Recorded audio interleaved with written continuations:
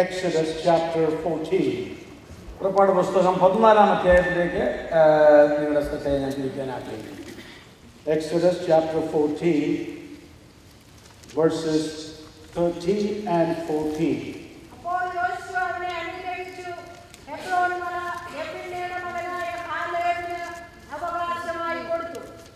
പുറപ്പാട് പുസ്തകം 14-ാം അധ്യായത്തിന്റെ Exodus 14, verses 13 and 14.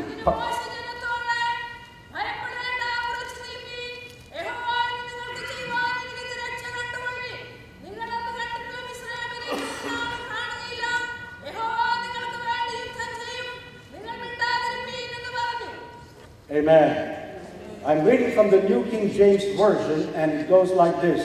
And Moses said to the people, "Do not be afraid. Stand still and see the salvation of the Lord, which he will accomplish for you today. For the Egyptians whom you see today, you shall see again no more, forever. The Lord will fight for you, and you shall hold your peace." My message tonight is simply entitled The Released Life.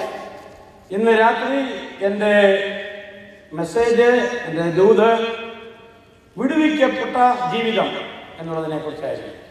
The historical context of this particular passage of text is a very familiar one.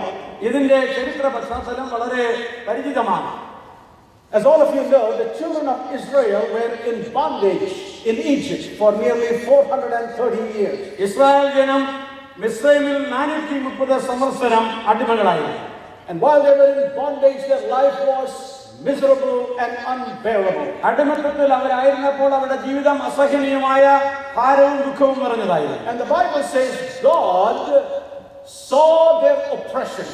ദൈവത്തിന്റെ വചനം ഇപ്രകാരം പറഞ്ഞു, ദൈവം അവരുടെ കഷ്ടത കണ്ടു. And he heard their cry before their taskmasters. അവരെ ഊഴിയ വിചാരകന്മാർ അവർക്ക് നേരിട്ട വലിയ കഷ്ടതയും വേദനയും കർത്താവ് അത് നിലവിളി കേട്ടു. And the Bible says God knew their sorrows. ദൈവത്തിന്റെ വചനം പറയുന്നു കഷ്ടതയെ അവൻ അറിഞ്ഞുവെന്ന്. Isn't that wonderful to know that our God is not an imperious God? Hallelujah. നമ്മുടെ ദൈവം ഒരു വ്യക്തിത്വമില്ലാത്ത ഒരു വ്യക്തിയല്ല എന്ന് മനസ്സിലാക്കി. He is a God who is fully aware of our predicament. നമ്മുടെ സാഹചര്യങ്ങൾ മുഴുവൻ നന്നായി അറിയുന്ന ഒരുവനാണ് നമ്മുടെ He കർത്താവ്. knows every situation of our life. നമ്മുടെ ജീവിതത്തിന്റെ എല്ലാ സാഹചര്യങ്ങളും അവന് നന്നായി അറിയാം. He knows our oppression. നമ്മുടെ വിഷമങ്ങൾ അവൻ അറിയാം. He hears our cry. അവൻ നമ്മുടെ വേദനകൾ, നമ്മുടെ കരച്ചിലുകൾ കേൾക്കുന്നു. And he sees our sorrow. നമ്മുടെ കഷ്ടങ്ങൾ അവൻ കാണുന്നു. And so the Bible says that God chose to come and intervene in their lives at that moment in history. ദൈവത്തിന്റെ വചനം പറയുന്നു, ആ ചരിത്ര സംഭവത്തിന് നടുവിൽ, ആ ചരിത്ര പശ്ചാത്തലത്തിൽ ദൈവം കടന്നു വന്ന് അവരുടെ ജീവിതത്തിൽ അവരോട് ഇടപെടുന്നു. And as a result of that divine intervention, the children of Israel under the leadership of Moses was set free from the bondage. അങ്ങനെയുള്ള ദൈവികമായ ഇടപെടലിന്റെ പശ്ചാത്തലത്തിൽ ഇസ്രായേൽ മക്കൾ വലിയ വിടുതലിനെ അവർ പ്രാപിക്കുന്നതായി കാണാം. And with great joy and jubilation, these multitudes of people left their house of bondage and to the place that God was to show them. വലിയ സന്തോഷത്തോടും ആഘോഷത്തോടും കൂടി അവരുടെ അടിമ വീടായ മിസ്രൈമിൽ നിന്ന് അവർ പുറപ്പെടുന്നതായി നാം വായിക്കുന്നു. They were full of joy and excitement. അവരുടെ ഹൃദയത്തിൽ വലിയ സന്തോഷവും വലിയ സന്തോഷവും ആനന്ദവും ഉണ്ടായിരുന്നു. But before long, their excitement and joy turned into fear and dread. എന്നാൽ അല്പം കഴിഞ്ഞപ്പോൾ തന്നെ അവരുടെ സന്തോഷവും ആകാംക്ഷകളും എല്ലാം വലിയ ഭാരമായി, വലിയ ഭയമായി മാറി. Because the Bible says suddenly they found themselves trapped between the Red Sea before them and the encroaching armies of the Egyptians. ദൈവത്തിന്റെ വചനം പറയുമ്പോൾ പ്രകാരം വായിക്കുന്ന നാം മുൻപിൽ ചെങ്കടലും പിറകിൽ മിസ്രൈം സൈന്യവുമായി അതിന്റെ നടുവിൽ അവർ കുരുക്കിലകപ്പെട്ട പോലെ ആയിത്തീർന്നു. They were in an helpless and hopeless and hapless situation. സഹായമില്ലാത്ത, പ്രതീക്ഷയില്ലാത്ത ഒരു വലിയ പ്രതിസന്ധിയിൽ അവർ അകപ്പെട്ടു. They saw themselves with no exit sign anywhere. പുറത്ത് കടന്നു പോകുവാൻ തക്കവണ്ണം ഒരു പഴുതില്ലാത്ത രീതിയിൽ അവർ തങ്ങളെ തന്നെ കുരുങ്ങിയ രീതിയിൽ കാണപ്പെട്ടു. I want to ask you, do you find yourself in that situation tonight? ഇന്ന് രാത്രി എനിക്ക് നിങ്ങളോട് ചോദിക്കാനുള്ളത്, അങ്ങനെയുള്ള ഒരു സാഹചര്യത്തിൽ നിങ്ങൾ ആയിരിക്കുന്നുവോ അങ്ങനെയുള്ള സാഹചര്യത്തിലാണോ നിങ്ങൾ ഈ രാത്രി? Do you find yourself in that situation where you feel you are caught and pinned between the Red Sea and the encroaching army of the Egyptians? Israel മക്കൾ അനുഭവിച്ചതുപോലെയുള്ള രക്ഷപ്പെടുവാൻ കഴിയാത്ത സാഹചര്യങ്ങളുടെ നടുവിൽ ഞാൻ ആയിരിക്കുന്നുവെന്ന് ഇന്ന് രാത്രി നിങ്ങൾക്ക് തോന്നുന്നു. I want to speak to that weary soul tonight who is under a heavy burden and under a heavy pressure, and as a result that person is so weary and exhausted. അങ്ങനെ ഭാരവും പേറി ആരെങ്കിലും ഇന്ന് രാത്രി കടന്നു വന്നിട്ടുണ്ടെങ്കിൽ ആ വ്യക്തിയോട് എനിക്ക് ദൈവിക ദൂതറിയിപ്പാണ്. Perhaps you are in a situation where your stream of finances is drying up. നിങ്ങളുടെ സാമ്പത്തിക ഭദ്രതയുടെ തോടുകൾ മുഴുവൻ വറ്റിപ്പോയ ഒരനുഭവത്തിൽ കൂടിയായിരിക്കാം ഇന്ന് രാത്രി നിങ്ങളായി. Maybe you are finding yourself in a pressure cooker. ഒരു പ്രഷർ കുക്കറിൽ അകപ്പെട്ടതുപോലെ ഉള്ള ഒരു അനുഭവത്തിലായിരിക്കാം നിങ്ങളായിരിക്കുന്നത്. Perhaps you are being inundated with deadlines at your workplace and your job is becoming harder and harder for you. ജോലി കാര്യങ്ങളിൽ നിങ്ങൾക്ക് നിങ്ങളുടെ പരിധിക്കുള്ളിൽ കടന്നു വരാൻ കഴിയാത്ത സമയപരിധിയുടെ വലിയ പ്രയാസത്തിൽ നിങ്ങളായിരിക്കാം. Or maybe you are caught up in a toxic relationship and it is draining your energy and enthusiasm out of life. വിഷനിബിഡമായ ഒരു ബന്ധത്തിൽ ഒരു സാഹചര്യത്തിൽ നിങ്ങളായിരിക്കാം. അതിൽ നിന്ന് തന്നെ നിങ്ങൾക്ക് വലിയ ഭാരമുണ്ടായിരിക്കും. So maybe you feel like you are pushed against the wall and there is no place to turn to. അതുകൊണ്ട് നിങ്ങളെ ഒരു ഭിത്തിയുടെ മുമ്പിൽ കൊണ്ട് തള്ളി നിർത്തി മറ്റു സ്ഥലത്തോട് കടന്നു പോകാൻ കഴിയാത്ത ഒരു അനുഭവത്തിൽ നിങ്ങൾ അകപ്പെട്ട പോലെയാണ്. Perhaps you have lost charm in life. നിങ്ങളുടെ ജീവിതത്തിന്റെ ആ മനോഹാരിത നഷ്ടപ്പെട്ട അനുഭവത്തിലായിരിക്കാം. Maybe you are at a low point in your life because of an intractable disease that you are dealing with. നിങ്ങൾ ദിവസം തോറും അനുഭവിക്കുന്ന ഒരു ശാരീരിക അസ്വസ്ഥ മുഖാന്തരം നിങ്ങൾക്ക് കഴിവില്ലാത്ത രീതിയിൽ അകപ്പെട്ട ഭാരത്തിന് നടുവിലായിരിക്കും. Maybe you are battling with a sickness or illness in your family or in the family of your loved one. നിങ്ങളുടെ കുടുംബത്തിൽ നിങ്ങളുടെ പ്രിയപ്പെട്ടവരുടെ ബന്ധത്തിൽ ഒരു വലിയ രോഗത്തിന്റെ രൂപത്തിൽ ഞെരുങ്ങുന്ന അനുഭവം നിങ്ങൾക്കുണ്ടായി. And you don't know where to turn to. നിങ്ങൾക്ക് എങ്ങോട്ട് നോക്കണം എങ്ങോട്ട് പോകണം എന്നറിയാൻ കഴിയാതെ കുടുങ്ങുകയാണ്. My dear brother and my dear sister, I don't know in what situation you are in tonight. സഹോദര സഹോദരി, ഇന്ന് രാത്രി നിങ്ങൾ ഏത് സാഹചര്യത്തിലാണ് ആയിരിക്കുന്നുവെന്ന് എനിക്കറിയില്ല. But God knows. എന്നാൽ ദൈവത്തിന് അറിയാം. And I have good news for you. എന്നാൽ നിങ്ങളോട് ഒരു സദ്വർത്തമാനം പറയുവാൻ. And that good news is that help is on the way. Amen. ആ സദ്വർത്തമാനം എന്ന് പറയുന്നത് സഹായമായി ഒരുവൻ നിങ്ങളുടെ അടുക്കിലേക്ക് വരുന്നു എന്നുള്ളതാണ്. You know, our text before us gives us God's instructions for us in dealing with our life situation. നമ്മുടെ ജീവിതത്തിന്റെ സാഹചര്യങ്ങളെ നേരിടുന്നത് എങ്ങനെയാണെന്നുള്ള കാര്യത്തെക്കുറിച്ച് ഉള്ള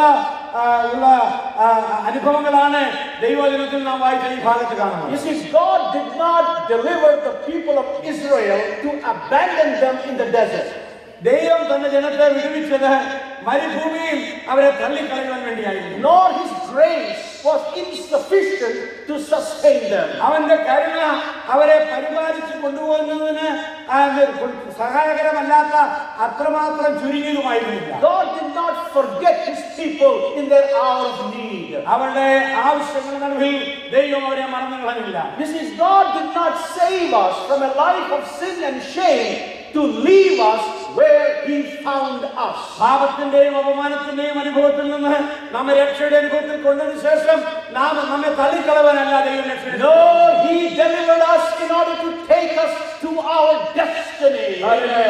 ദൈവം നമ്മെ വിടുവിച്ചത് നമ്മുടെ നിത്യ പ്രകാശത്തിലേക്ക് ദൈവത്തിന്റെ ഉദ്ദേശിക്കപ്പെട്ട സ്ഥലത്തേക്ക്. Because God has a destiny for all of us. ദൈവത്തിന് നമ്മളെ കുറിച്ച് ഒരു വലിയ ഉദ്ദേശവും ഒരു വ്യക്തമായ സ്ഥലവുമുണ്ട്. And that is why the Bible says, he who has begun a good work in you will see to it that it is completed until the day of Christ. അതുകൊണ്ടാണ് ദൈവത്തിന് വേണ്ടി വായിക്കുന്നത്, നിങ്ങൾ നല്ല പ്രവൃത്തി ആരംഭിച്ചവൻ അവസാന നാളോളം അവനെ തികയ്ക്കുവാൻ വിശ്വസ്തനാണ്. And so God instructed Moses to tell the children of Israel 3 things. മോശയോട് ദൈവം പ്രകാരം പറഞ്ഞു, നീ ഇസ്രായേൽ മക്കളോട് 3 കാര്യം പറയണം. Those 3 things that the Israelites were told to do, we must do today. Israel മക്കളോട് ദൈവം പറഞ്ഞ ആ 3 കാര്യം ഇന്ന് നമുക്കും ബാധകമാണ്. What the Lord instructed his people thousands of years ago is still true today. അനേക ആയിരം വർഷങ്ങൾക്ക് മുമ്പ് തന്റെ ജനമായ ഇസ്രായേലിനോട് ദൈവം സംസാരിച്ച ആ കാര്യം തന്നെ നമുക്കും ഇന്ന് ബാധകമാണ്. Because our God is an unchanging God. കാരണം നമ്മുടെ ദൈവം ഒരിക്കലും വ്യതിയാനം വരുന്നവനല്ല. He is an immutable God. അവന് ഒരിക്കലും മാറ്റം വരുത്താൻ കഴിയുന്നവനല്ല. There is no change in him. അവനൊരു വ്യതിയാനവും വരുന്നില്ല. And so those instructions are still valid for us tonight. അതുകൊണ്ട് അവൻ പറഞ്ഞ ആ ഇൻസ്ട്രക്ഷൻസ് എല്ലാം ഇന്നും നമുക്ക് ബാധകമാണ്. So the first thing we must do when we are dealing with a difficult life situation, ജീവിതത്തിന്റെ ഒരു വലിയ ക്ലേശകരമായ അനുഭവത്തെ നാം നേരിടുമ്പോൾ നാം ചെയ്യേണ്ടത്, the first thing is we must face our difficulties with a holy boldness. Amen. നമ്മുടെ സാഹചര്യത്തെ ഒരു വിശുദ്ധമായ ധൈര്യത്തോടു കൂടി നാം അഭിമുഖീകരിക്കണം. You know, Moses said to the people, do not be afraid. മോശ ഇപ്രകാരം ജനത്തോട് പറഞ്ഞു, നിങ്ങൾ ഭയപ്പെടരുത്. You know, the Hebrew word translated afraid can be used positively or negatively. ഭയപ്പെടരുന്നുള്ള പദം എബ്രായ ഭാഷയിൽ അനുകൂലമായും പ്രതികൂലമായ രീതിയിൽ അതിനെ വ്യാഖ്യാനിക്കാം. Because in the positive sense, it refers to a sense of awe, a holy fear for God. അനുകൂലമായ രീതിയിൽ നോക്കുമ്പോൾ ദൈവത്തെ കാണുമ്പോഴുള്ള വലിയ ഒരു വിശുദ്ധമായ ഒരു ആരാധന അനുഭവം. It refers to a sense of reverence toward God. ദൈവത്തോടുള്ള വലിയ ബഹുമാനത്തിന്റെ അനുഭവമാണ്. But in the negative sense, it refers to dread or terror or fear. എന്നാൽ പ്രതികൂലമായ അതിന്റെ ചിന്താഗതിയിൽ നിങ്ങൾ ഭയപ്പെടരുത്, വിറച്ചു പോകരുത് എന്നുള്ളതാണ്. And in this text, that word is used in that negative sense. ഈ വായിച്ച വാക്യത്തിൽ അത് പ്രതികൂലമായ നെഗറ്റീവായിട്ടുള്ള കാര്യത്തിലാണ്. But Moses encouraged them and said, do not be afraid. Why? മോശ അവരെ ഉത്സാഹിപ്പിച്ച് പറയുകയാണ്, നിങ്ങൾ ഭയപ്പെടരുത്. കാരണം എന്താണ്?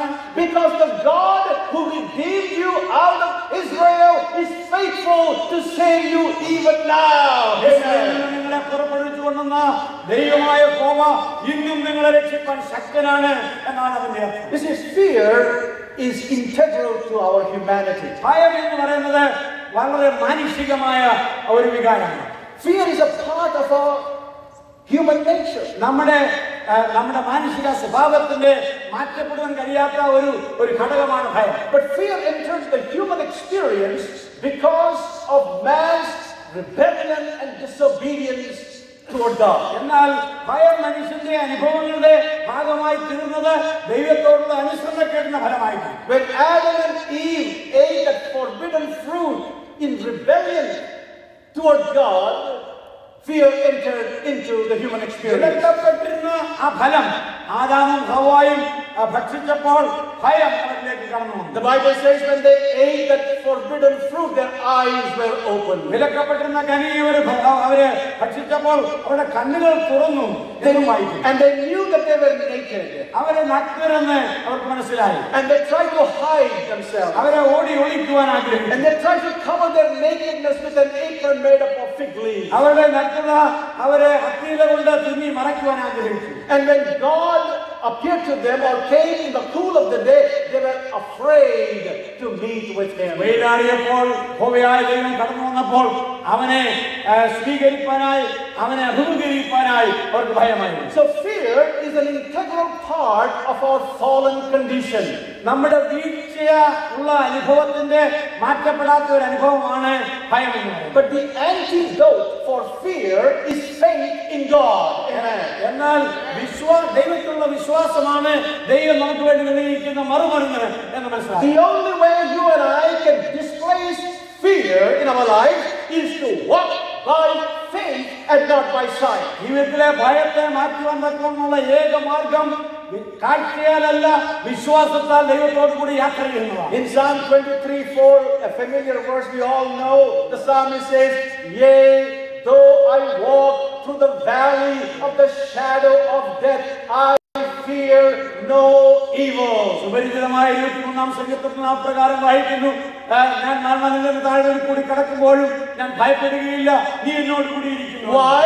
Because he says, "For you are with me, and your rod and your staff, they comfort me." നീ എന്നോട് കൂടി ഇരിക്കുന്നു, നിന്റെ വടിയും കോലും എന്നെ ആശ്വസിപ്പിക്കുന്നു. You know, the psalmist, when he said the valley of the shadow of death, it also can mean the valley of the deepest darkness.